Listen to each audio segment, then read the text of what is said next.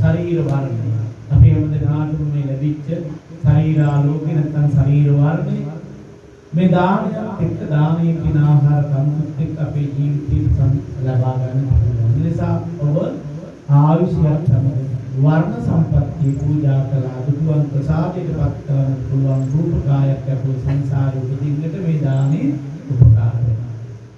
වර්ණ සම්පත්තිය වගේ සැප සම්පත් නේද අපි කොහොමද සැපේකේ නේද දැන් අස්තරයි නේද තමයි ගැලපෙන්නේ කියලා සකස් කරගත්තාම හරි සතුටක් දෙනවා ප්‍රීතියක් දෙනවා. එතකොට මේවා මේ මහන්සිය ඒ සාමක තියාගන්න. එහෙනම් මේ සැප සම්පත් වෙනුවෙන් අපි උගාක් මහන්සි වෙනවා. නිවල් දොරවල් හදාගන්න, ලස්සන යාන වාහනයක් ගන්න, පොට්ට මෙට්ට ඇදලා සුවපහසු ජීවත් වෙන්න මේ වෙනුවෙන් අපි කැප වෙනවා. ඒ නිසා සංසාරයේ දම්දින මේව ප්‍රාර්ථනා කරන්න ඕන. සමහර අය කියන ප්‍රාර්ථනා කරන්නේ බලංකු අසුමා ශ්‍රාවකයන් වහන්සේලාගේ කලින් ප්‍රාර්ථනාවෙන් තමයි.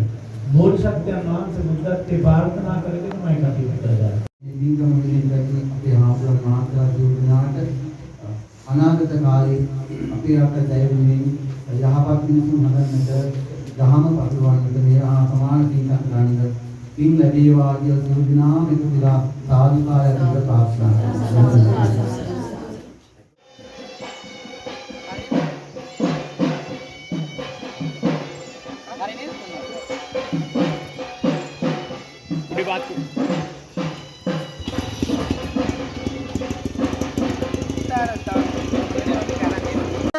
නාදයෙන් ඇතොත් වරදක් සමාවනු මැන සරස්වති දෙවි නාමයෙන්